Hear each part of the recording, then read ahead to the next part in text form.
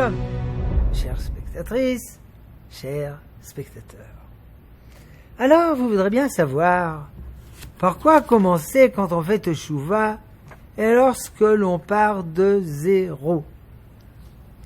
Réponse, c'est individuel.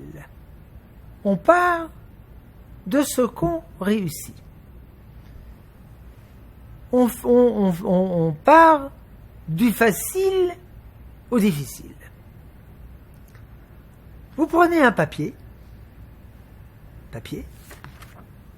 et vous prenez un crayon.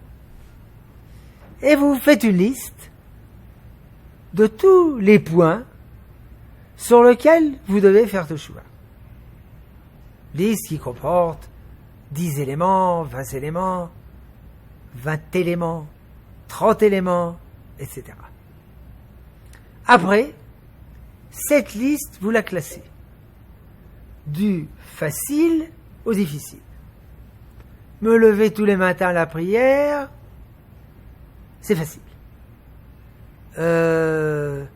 Cesser de regarder la télévision tous les jours 1 heure, c'est difficile. Faites une liste du facile au difficile. Après avoir fait cette liste, on commence par ce qui est facile.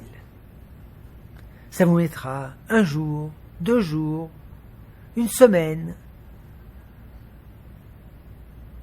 Vous avez réussi, vous passez au second. Mais vous êtes plus fort. Vous avez de l'expérience. Vous avez de l'expérience de Teshuvah. Ça s'appelle, dans l'armée israélienne, la règle, une règle avec un centimètre, le centimètre de l'effort. Autrement dit, quand un soldat vient à l'armée, on ne lui dit pas le premier jour, prenez 40 kilos sur le dos et marchez 40 kilomètres. Il arrivera au cimetière, le pauvre. Le premier jour, prenez 1 kilo, marchez 1 kilomètre. Le deuxième jour, 2 kilos, 2 kilomètres. 3 kilos, 3 kilomètres. Petit à petit, l'on vient à bout de tout. Donc, vous faites un programme. Ça s'appelle un programme comportemental. De ce qui est facile à ce qui est difficile. Parce que si vous commencez par ce qui vous est le plus difficile, vous allez craquer.